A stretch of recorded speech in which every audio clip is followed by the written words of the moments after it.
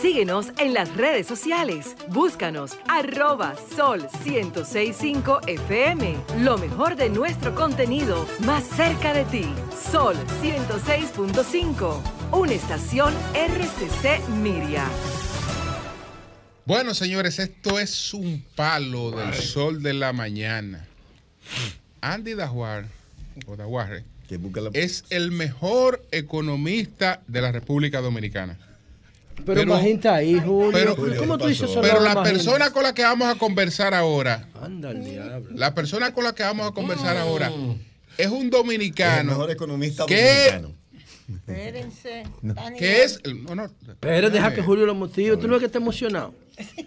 Es un dominicano que es el mejor economista de América Latina. Ay, Dios mío, bien. Entonces vamos a dar que Magín nos presente a este economista con el que vamos a conversar a continuación.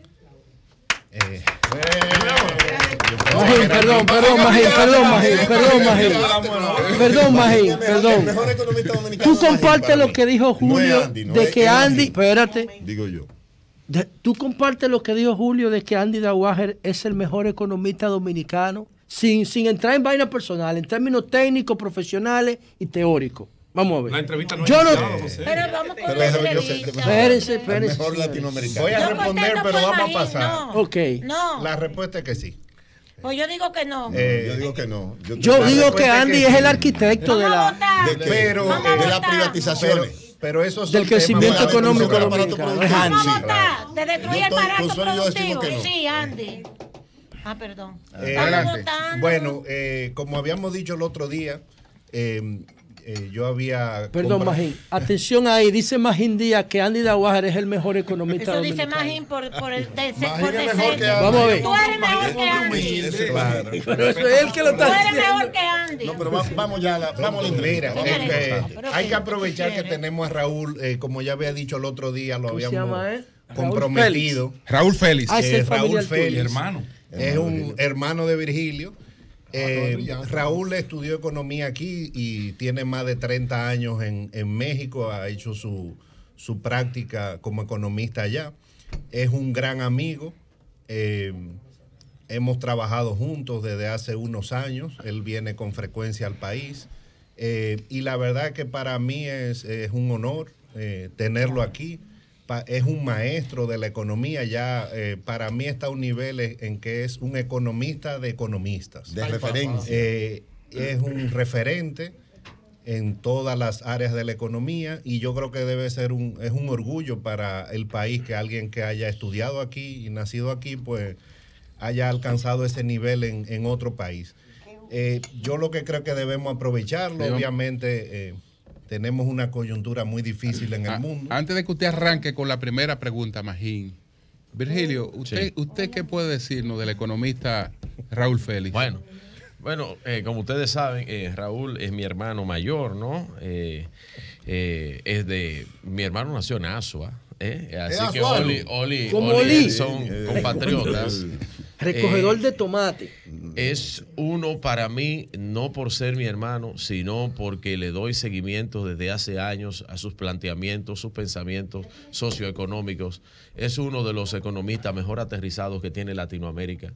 Y realmente Raúl y sus perceptos desde joven y en la universidad, todos sus perceptos críticos con respecto a la economía, a la sociedad, a la política, asesor de gobiernos y latinoamericanos, no le gusta mucho decirlo, pero la verdad es que tenemos un gran invitado. A mí, un honor por parte de mi familia tener a mi hermano Raúl Félix acá. Adelante, Magín.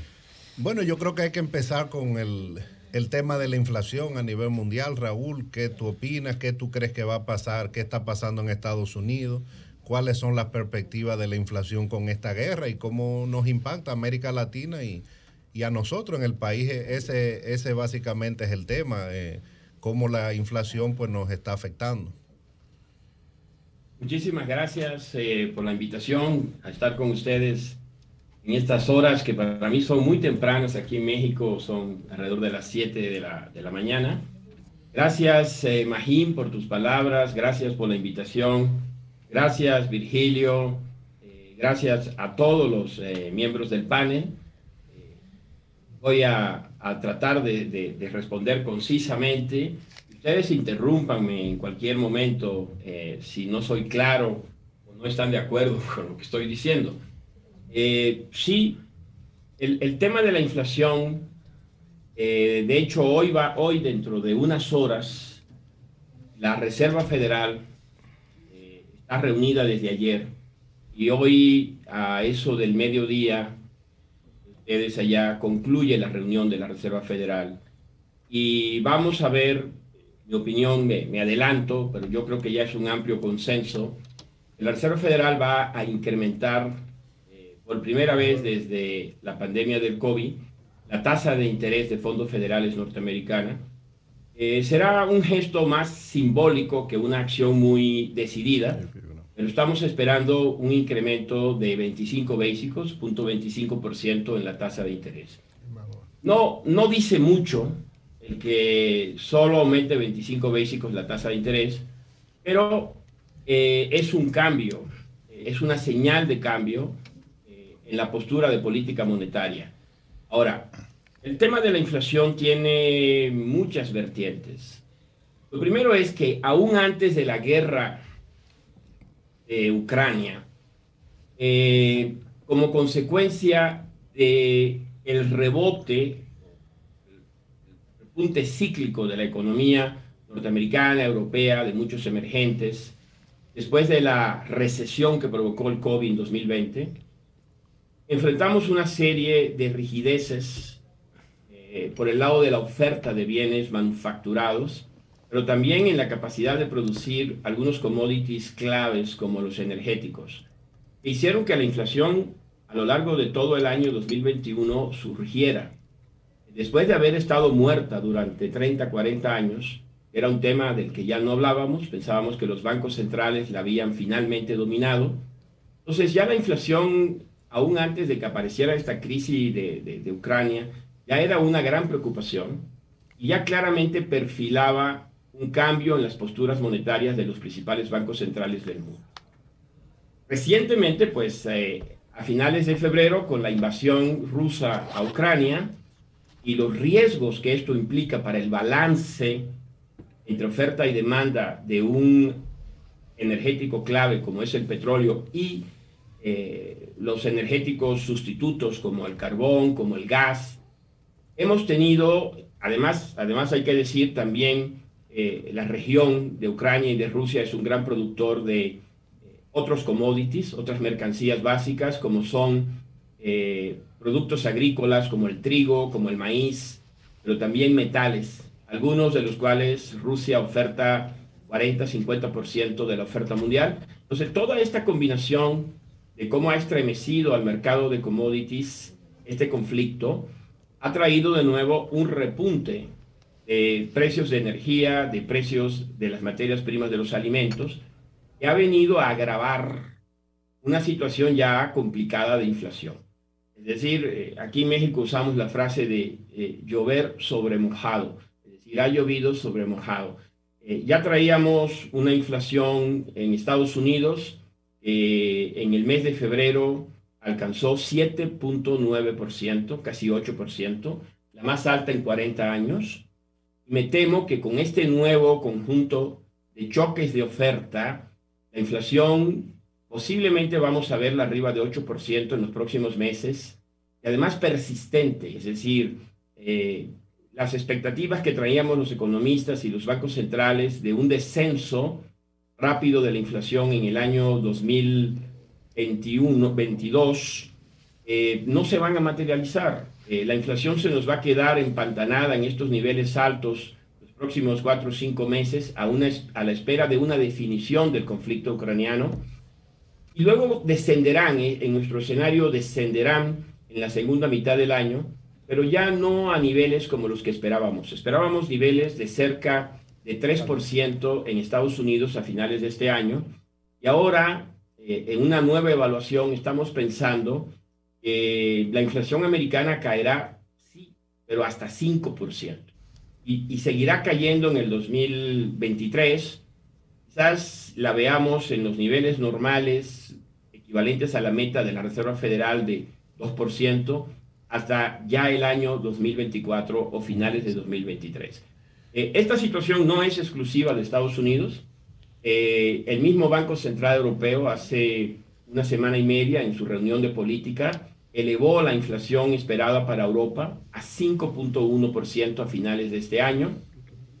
Vamos a ver en unas horas a cuánto lo proyecta la Reserva Federal. Aquí en México también estábamos esperando un descenso de la inflación hacia finales del año a 4.5%, y ahora estamos pensando que podría estar entre 5.5% y 6% a finales de este año. Y me temo que en República Dominicana, donde no tengo siempre los números calientes, pero tengo entendido que la inflación interanual anda al 9%, todavía podríamos verla elevarse un poco más en los próximos meses, rebasar incluso los 2 dígitos, y hacia la parte final del año, pues probablemente la inflación en República Dominicana pudiera estar rondando el 7%, o un poquito más. Don Raúl, entonces, ¿cómo abordamos, cómo enfrentamos esta situación inflacionaria, logrando tener una combinación entre las recetas que provienen de los buenos economistas y la realidad social? Por ejemplo, teníamos una expansión monetaria en distintos países como el nuestro. Ahora se trata de reducir esa expansión monetaria, recogiendo circulante por una parte, encareciendo el dinero por otra parte, en coincidencia con un fenómeno inflacionario y de agudización de los problemas sociales. Entonces, ¿cómo abordar soluciones integrales para esta situación? Bien, es muy interesante esta pregunta. Me va a dar pie para abordar uno de los temas que no toqué en mi intervención anterior. Es cómo esto va a afectar a la economía real, al Producto Interno Bruto, a los niveles de empleo, desempleo, etc. Los economistas usamos una palabra para describir lo que estamos viviendo. Es un choque estanflacionista. Es decir, estos incrementos de precios de insumos importantes en el transporte, en la producción, como es la gasolina, la electricidad, genera un shock negativo sobre la producción. Es decir, es más caro, es más costoso producir lo que se estaba produciendo hasta ahora, y en condiciones, decimos los economistas, ceteris paribus, todo lo demás constante, esto genera un shock negativo sobre el crecimiento económico. Al mismo tiempo, viene acompañado de una presión de costo que genera un shock positivo sobre la inflación. Es una combinación de efectos muy desafortunada, y sobre todo para el manejo de la política monetaria del Banco Central, porque los bancos centrales, creo que de forma muy exitosa en las últimas décadas, han logrado manejar bastante bien la demanda agregada. Cada vez que tenemos una recesión, algún choque negativo, los bancos centrales inyectan liquidez, bajan tasas de interés y de esta forma promueven la recuperación económica. Ahora, el tipo de eventos que estamos viviendo en este momento, que viene la combinación de una inflación que ya es alta, no como hace 2 años cuando comenzó el COVID, que la inflación no rebasaba el 2% en los principales países del mundo. Ahora ya tenemos una inflación que se acerca a 2 dígitos y al mismo tiempo un choque que no puede ser corregido. O sea, los bancos centrales no pueden, por bien que hagan su trabajo, extraer petróleo, que es lo que está faltando. No pueden conseguir mercancías que hacen falta en algunos mercados. Entonces, el rol del Banco Central ahora es complicadísimo, porque ya antes del choque reciente provocado por Ucrania, ya era necesario comenzar a retirar liquidez. ¿Por qué es necesario? Porque toda esa liquidez que se inyectó fue necesaria para sacar a la economía de la crisis que provocó el COVID. Eso es independiente de lo que está pasando en Ucrania. Entonces, el riesgo que tenemos, quisiera ser claro al respecto. El riesgo que tenemos es un error de política monetaria global, como sucedió en los años 70 en los Estados Unidos y que condujo a una década perdida. Los años 70 fueron una década perdida en Estados Unidos, donde Estados Unidos durante esa década tuvo inflaciones de 2 dígitos, tasas de interés que llegaron a rondar el 20% y no crecimiento. ¿Por qué? Porque los bancos centrales pensaban que podían resolver estos problemas reales inyectando liquidez. Y esto lo único que hizo fue agravar la inflación y al mismo tiempo minar, destruir la credibilidad de los mercados y de los agentes en la efectividad del Banco Central. Yo espero que hayamos aprendido la lección y no volvamos a repetir este error, aunque hay un filósofo que dijo que la historia nos enseña que no aprendemos nada de la historia. Yo espero que no sea así, pero en este momento los bancos centrales no pueden desviarse, no pueden ser sometidos a presión para que traten de inyectar liquidez para ayudar a la economía ante un choque real como el que estamos viviendo. Lo que en este momento se tiene que hacer es garantizar, no que la inflación no va a subir, porque eso no está en el ámbito de control del Banco Central a corto plazo, sino que la inflación va a regresar, es decir, que vamos a volver, no inmediatamente, pero sí en un periodo de unos 6 meses, 12 meses, 18 meses, hacia las tasas de inflación metas de los bancos centrales. Para eso será necesario pues ir apretando la política monetaria para ir retirando liquidez que sobra en el mercado y que esa liquidez que sobra en el mercado no queremos que alimente como gasolina el fuego.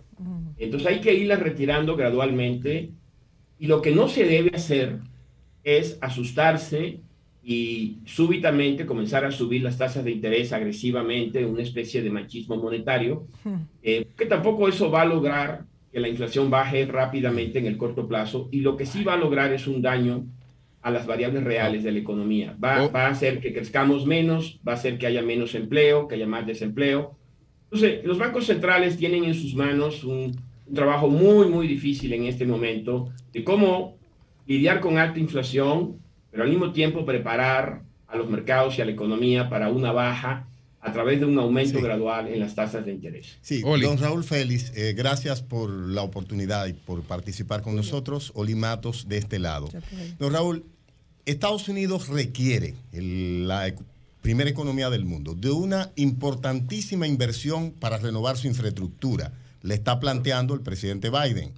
Definitivamente tendría que recurrir a la misma flexibilización cuantitativa, es decir, en la emisión, porque el Estado no está recaudando para hacerle frente a ese desafío. Tenemos un dólar que se abarata a nivel mundial. ¿Cómo hacerle frente? Por ejemplo, sabemos que la tasa es política, por lo tanto lo está decidiendo la Reserva Federal y no el mercado. Lo mismo está pasando, por ejemplo, en Europa. Ahora las naciones europeas hablan de incrementar los gastos militares. Muchas de estas naciones que acumulan grandes déficits y deuda.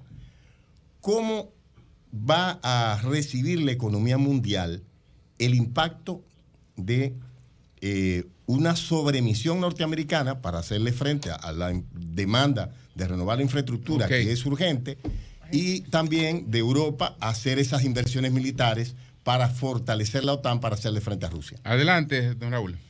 Sí, bueno, yo creo que estás planteando temas muy importantes, pero que son de mediano y de largo plazo. Creo que es importante, el tema de la inflación es un tema inmediato, al cual se están enfocando los bancos centrales. El tema de cómo reconstruir a Estados, cómo reconstruir la infraestructura de Estados Unidos. De hecho, hay una ley ya aprobada por el Congreso, con apoyo bipartidista, de cerca de $1 trillón para reconstruir carreteras, aeropuertos, puertos. Es un paquete de $1 trillón ejecutable a lo largo de 10 años. La idea, yo creo que es importante distinguir aquí el gasto corriente del gasto de capital. La idea es que gran parte de este gasto de inversión en infraestructura a la larga se pagará sola. Es decir, va a generar unos efectos sobre mejorar el crecimiento económico, mejorar el tamaño del PIB, la calidad de vida, y todo eso se va a traducir en mayor recaudación. Entonces, la idea es que estas políticas que van hacia la inversión tienen un retorno social, una tasa de retorno social y económica muy importante, son capaces de pagarse a sí mismos. Quizás no se van a pagar al 100%, no quiero hablar de economía vudú o mágica, no, pero creo que sí hay que entender que es diferente esto a una ayuda social o a un gasto corriente. Y en ese sentido, Estados Unidos goza de una credibilidad en sus finanzas públicas que le permite acudir a los mercados para poder financiar este tipo de proyectos. No creo, en la actual circunstancia, lo va a financiar la Reserva Federal. Es decir, no creo que la Reserva Federal esté capturada políticamente por Washington y la van a obligar a mantener las tasas de interés bajas para financiar este tipo de gasto. Este tipo de gastos se va a financiar yendo al mercado de bonos, el mercado de fondeo, tanto en Estados Unidos como en Europa. El gasto militar es diferente porque el retorno sobre crecimiento económico que genera el gasto militar no es cero, pero no es tan importante como el gasto en infraestructura. Creo que las sociedades, la norteamericana, la europea, miembro de la OTAN, pues mirando las circunstancias a las que se están enfrentando, tienen una opción real y es que necesitan invertir más en defensa. Y para eso tendrán que pagar más impuestos. Entonces, lo que me queda claro a mí hacia adelante es que en Estados Unidos y en Europa, para poder fondear el crecimiento del gasto militar, que en el caso de Estados Unidos ya es enorme, es casi 7% del PIB, se requieren mayores impuestos. Entonces, estos proyectos se pueden llevar a cabo sin financiamiento inflacionario, vía el aumento de los impuestos, ajuste en la estructura fiscal de estas economías y también mediante pues inversiones en infraestructura que promuevan un mayor crecimiento potencial de la economía. Doña Consuelo, Pedro Gracias. Eury Sí, gracias. y José finalmente. Don Raúl Félix, buenos días. Consuelo Sí. de Pradel. días. Don Raúl, estamos en presencia, la crisis de Ucrania-Rusia nos permite estar en presencia de un nuevo orden económico diferente al auspiciado por el consenso de Washington neoliberal. Un nuevo orden económico donde Europa se está planteando independizarse económica y militarmente incluso de los Estados Unidos. ¿Qué usted cree? Bueno, yo creo que el consenso de Washington y en particular el desplome de la antigua Unión Soviética, Sí. vamos a decir, esto sucedió en los 90s, generó lo que yo podría llamar, siendo un símil con lo que sucedía en el Imperio Romano, una especie de paz americana. Sí. Un consenso que llevó a algunos tratadistas, politólogos, a hablar del fin de la historia, Sí. el fin de las ideologías, una idea donde aparentemente el capitalismo en su versión neoliberal había triunfado contundentemente y todos íbamos a convertirnos al consenso de Washington. Sí.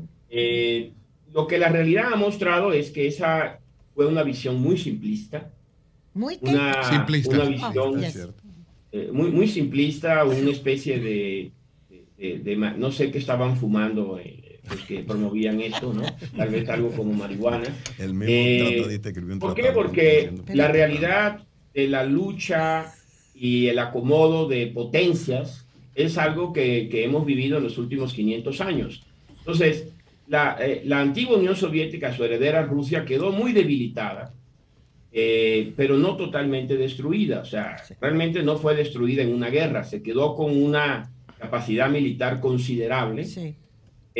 Al mismo tiempo que surgió otro competidor estratégico de ese modelo, que es China, la segunda economía más grande del mundo. Sí. Entonces hoy lo que tenemos es tres grandes, más bien un grandote, hegemónico, que es Estados Unidos, que en los últimos 30 años ha sido el operador del sistema, el que fija las reglas del sistema, promoviendo este conjunto de valores que llamas neoliberal. Del otro lado tenemos a China, que ha usado las reglas norteamericanas para desarrollarse de forma muy exitosa, pero que recientemente le hemos visto que ya comienza a tener enfrentamientos en términos de políticas de guerras comerciales, etcétera. Y ahora a Rusia, que plantea un desafío geopolítico. Entonces yo creo que lo que estamos viendo es el fin de ese sueño, esa ilusión de que ya todos éramos partidarios de la democracia norteamericana, del modelo neoliberal, y vamos a tener que lidiar pues con un mundo multipolar, donde está China, donde está Estados Unidos, donde está Rusia, y esto pues es lo que yo creo que está generando toda esta gran volatilidad, porque es como cuando las placas tectónicas de la Tierra se mueven, hay terremotos, y yo creo que esta guerra es una evidencia de esto. ¿Cómo va a jugar Europa?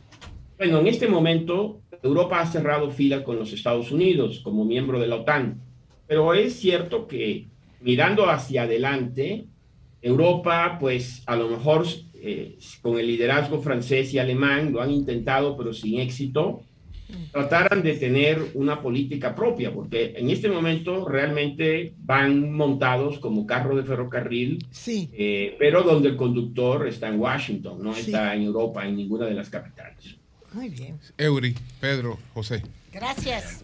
Raúl, ante este proceso inflacionario fruto de la pandemia y después ahora de la guerra, en América Latina se están tomando una serie de medidas. En el caso dominicano, una de las medidas que parece que el gobierno está tomando es dar algún nivel de apertura a las importaciones. Y lógicamente eso genera algunas situaciones. ¿Te parece a ti que es una medida correcta o qué entiendes tú que deben hacer los gobiernos de América Latina como política monetaria y política económica en general para enfrentar este proceso inflacionario que deviene cada vez más amplio? Bueno, mira, República Dominicana es un ejemplo de lo que en los libros de texto de economía llamamos una economía pequeña y abierta. Es decir, en todos los países, todos tienen alguna integración con el comercio internacional, y entonces los precios en Estados Unidos o Europa o aquí en México tienen un componente doméstico y un componente global. En nuestro caso, debido a que importamos gran parte de nuestras manufacturas, importamos nuestros insumos energéticos, muchos de los insumos alimenticios, pues en realidad la inflación global nos lleva, es como una ola enorme en la que nuestro barco tiene que navegar. Y no hay mucho que podamos hacer en el corto plazo para evitar ese tipo de choques.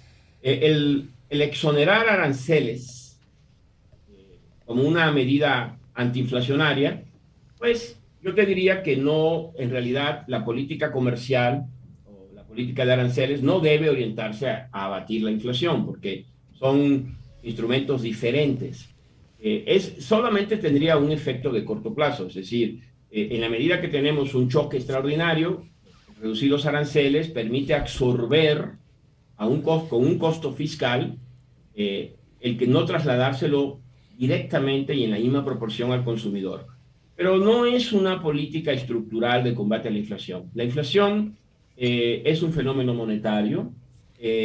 Los choques inflacionarios, como los que estamos viviendo, son inevitables, no los controlamos, nos llegan de fuera.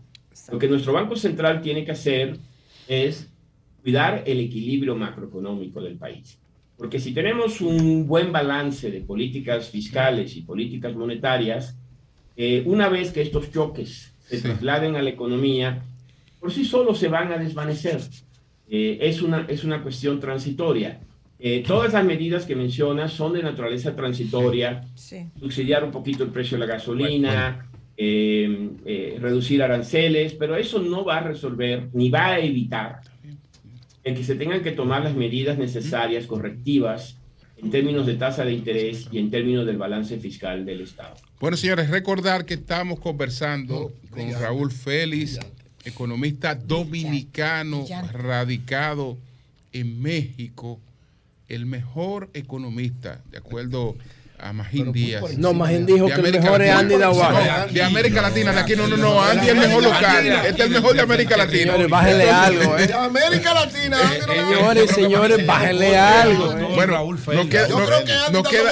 nos queda Pedro. Andy, que se siente para que tome la mano. En América Latina hay perfiles de premio Nobel. Adelante. Vamos, ¿quién va? Recientemente el Banco Central, dentro de esa lista de decisiones para parar el tema de la inflación, pues realizó una especie de fortalecimiento de la moneda local versus un debilitamiento del dólar. Eso ha afectado a las personas que habían apostado a la compra de dólares para garantizar una posible devaluación. En términos económicos, en medio de una inflación, la medida es correcta ahora a corto plazo, pero pudiera traer inconvenientes para el flujo del mercado de las divisas, que el que lo tenga los dólares los recoja y no lo suelte porque hay una disminución de su valor. ¿Cuáles serían las consecuencias que pudiera traer a un futuro cercano esta decisión del Banco Central, o si es completamente correctísima? Bien, voy a aprovechar antes de contestar tu pregunta para hacer un comentario en relación a quién son los mejores economistas. Magín, prepárate. Adelante. Lo metiste en un lío a él ahora. Tú. Adelante. No, yo solo voy a contar una anécdota. Vamos a ver. No tengo elementos para aportar a ese debate de ustedes, pero alguna vez le preguntaron a un gran economista, Joseph Schumpeter, que tenía un ego enorme sobre quién era él, si era la destrucción el mejor constructiva economista o no, o era otro. Entonces él dijo que él solo tenía 3 aspiraciones en la vida. Una era ser el mejor amante de Viena, porque él era austriaco, el mejor jinete de Europa y el mejor economista del mundo.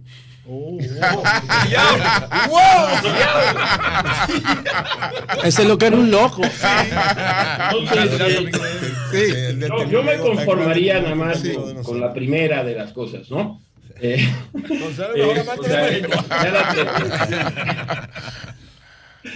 Bueno, entonces volviendo a la pregunta, la apreciación del peso frente al dólar.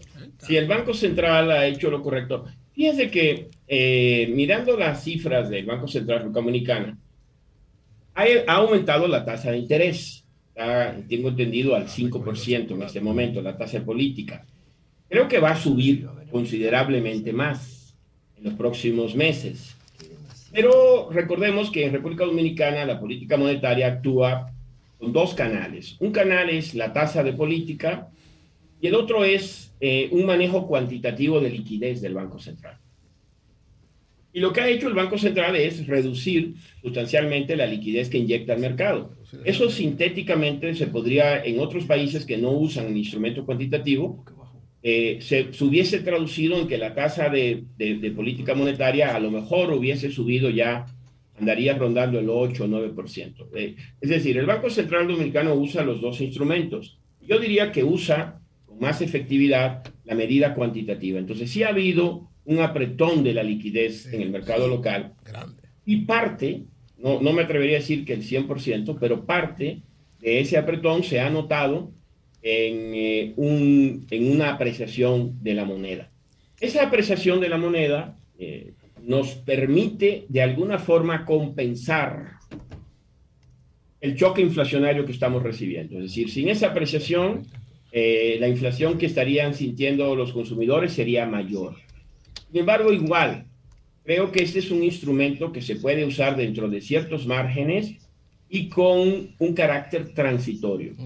Buscar una apreciación sostenida de la moneda como fin de absorber estas presiones inflacionarias no es una política sostenible. Entonces, creo que está dentro de los instrumentos legítimos del Banco Central, pero no creo que a largo plazo la respuesta es tener un peso mucho más caro, porque a la larga nos va a terminar costando en términos de exportaciones. Nos vamos a encarecer con respecto al resto del mundo y eso se va a traducir en que vendamos menos al resto del mundo, incluyendo servicios turísticos, y eso a su vez será menor actividad económica. Sí. Entonces, esta es así como la reducción de los aranceles, una apreciación de la moneda de corto plazo, son instrumentos legítimos, razonables de política monetaria, pero no son la solución estructural de este problema. Bueno, bueno, 4 preguntas. pero me imagino que son puntuales. Las respuestas pueden ser puntuales. Okay. 4 preguntas que yo considero imprescindibles. La primera, ¿qué opina Raúl Félix sobre las principales 2 tesis del libro El Capital de Thomas Piketty? La de la relación entre crecimiento y ganancia del capital y la propuesta de los impuestos globales progresivos. Segundo, ¿qué opina? Bueno, pero vamos por parte porque entonces a la misma gente se le va a quedar ahí y que él por favor nos vaya dando respuestas puntuales. Así. Adelante. Sí, mira, en general estoy de acuerdo con lo que dice Piketty.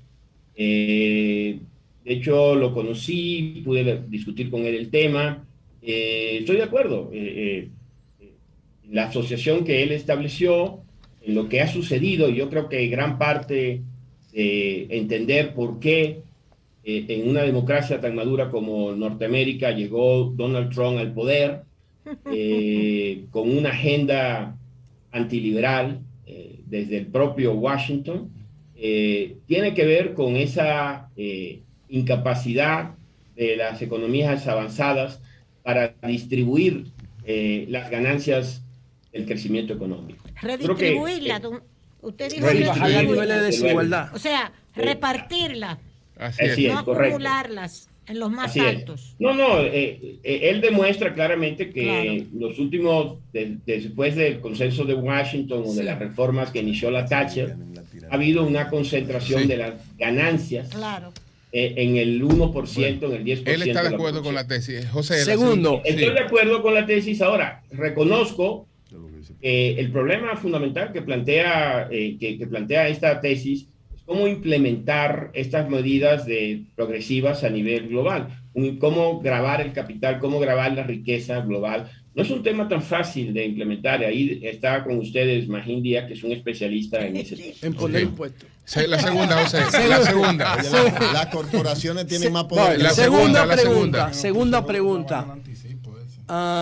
¿Qué opina usted sobre el desafío que representa el Bitcoin y las criptomonedas frente a la banca tradicional?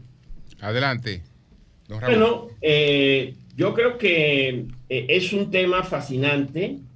El Bitcoin es un tema, porque el Bitcoin es una moneda descentralizada que no es controlada por ninguna autoridad. Es un experimento en marcha, a ver si finalmente existirá una demanda estable para esa moneda y que eventualmente se estabilice. Tiene 12 años ya. Sí, de acuerdo, pero todavía da bandazos de $65,000 hace 3 meses y ahorita 40,000. Claro. Eso le elimina uno de los roles importantes de una moneda, que es ser una reserva de valor. Tampoco es un medio de intercambio todavía. Yo diría que es un proyecto en marcha, el Bitcoin, muy, muy interesante, de poder demostrar que puede haber una moneda no controlada por ninguna autoridad política. Ahora, el reto para la banca tiene que ver con, no solo con el Bitcoin, sino con toda esta nueva tecnología de cadenas, de archivos en cadena. Cadenas de blockchain. Que se llama la descentralización financiera. Sí. Es decir, crear contratos inteligentes. O sea, y esto a la larga significa una desintermediación de muchas de las funciones que se atribuye a la banca. Y la banca va a enfrentar a un competidor importante y va a tener que modernizarse y va a tener que reducir costos si es que quiere competir, porque las tecnologías les van a estar haciendo una desintermediación. Entonces, yo creo que la banca tiene un reto hacia adelante.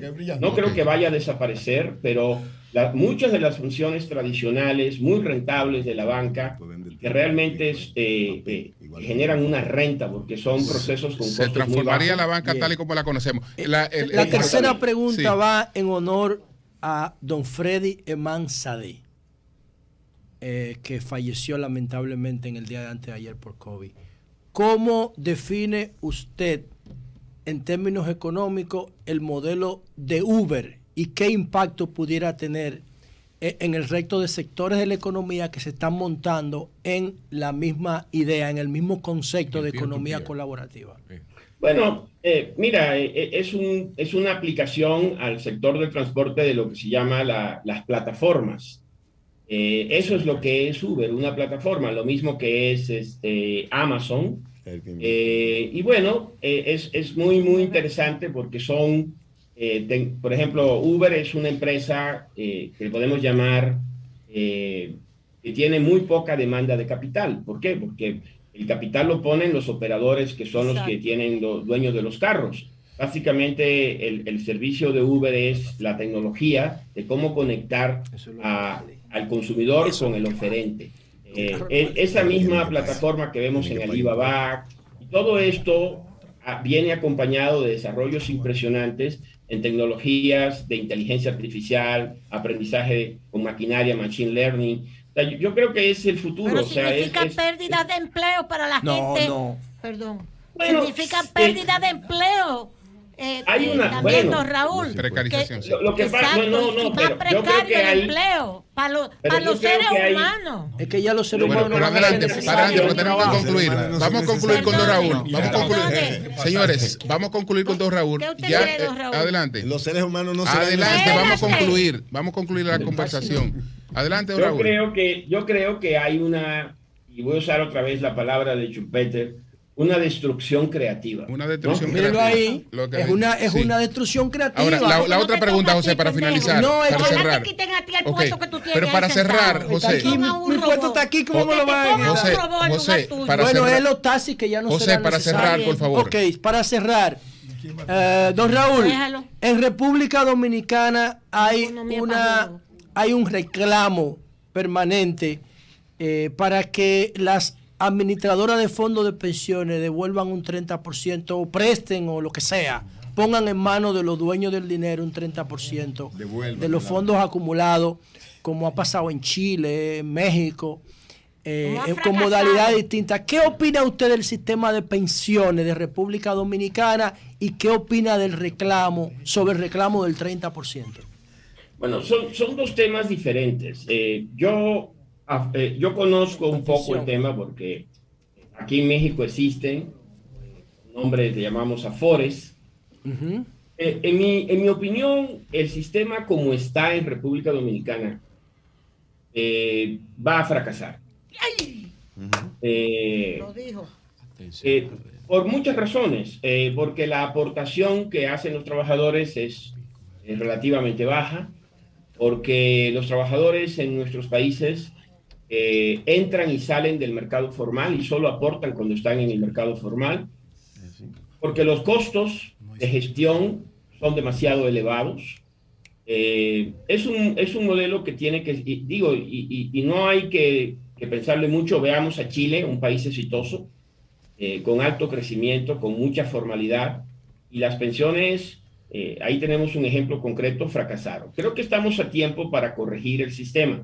Entonces creo que el sistema tiene que corregirse porque tiene fallas desde el principio, y que creo que es un ejemplo de una copia mecánica que se hizo mal, no solo en República Dominicana, también aquí en México y en otros países de América Latina. Sin embargo, el tema de si deben retirar el 30% o no, es un tema diferente, ¿no? La idea cuando se planteó en Chile retirar ese porcentaje era como un sustituto a los programas de estímulos fiscales en el contexto de la situación chilena y en medio del COVID. Entonces, yo creo que República Dominicana no tiene ese problema. Es decir, República Dominicana salió de la crisis de COVID. Entonces, yo no creo que se requiere, esto en última instancia es mayor déficit público. Eso es lo que tenemos que entender. Porque a la larga, si la gente retira y consume los recursos escasos que tiene en su pensión, pues cuando se pensionen, el Estado lo va a tener que cubrir al 100%. Con el sistema como está actualmente, esto realmente es un prefondeo del gasto de pensiones, que no va a alcanzar. Está claro que el Estado va a tener que meterle dinero, porque como está el sistema no va a dar. Sin embargo, si además se lo gastan, pues a la larga esto es un mayor déficit público y creo que esto deterioraría la situación fiscal del Estado dominicano e incluso podría poner en riesgo nuestra calificación crediticia. ¡Bravo! Bueno, señores. Yo creo que ya le quedó claro quién es el mejor economista. Muchas gracias. Muchas gracias a don Raúl. Don Raúl, finalmente usted reside en México. ¿A qué está dedicado usted en México? Bueno, yo resido acá hace ya más de 35 años, 36 años. Yo he desarrollado aquí varias actividades. Mi primera actividad, y todavía la continúo, he sido académico en el Centro de Investigación y Docencia Económica, el CIDE, y en el Colegio de México. He sido profesor en el tema de macroeconomía, en el tema de finanzas, e investigador. Durante un tiempo me dediqué a publicar sobre estos temas en revistas especializadas globales. Posteriormente transité al sector privado, a bancos, casas de bolsa, donde desempeñé la jefatura de economistas. Y desde hace ya unos 15 años tengo mi propia compañía de consultoría orientada a los mercados financieros y a la economía mexicana y norteamericana. Bien. Venga para acá. Bueno, bueno, gracias a Raúl Félix, economista dominicano, radicado en México. Magín, muchas gracias. Despide a Raúl. Uno de los mejores economistas del mundo. Raúl, por el tiempo, la entrevista y el compromiso es que cuando vengas al país vamos a traerte personalmente. Así es. Bueno, muchas gracias. Muchas gracias, Raúl. Muchas gracias. Cambio y fuera. Sol 106.5, con la mayor variedad de contenido, información, entretenimiento e interacción en una sola estación. Cobertura total, disponible para ti en la radio y en las plataformas digitales. Somos Sol 106.5, la más interactiva.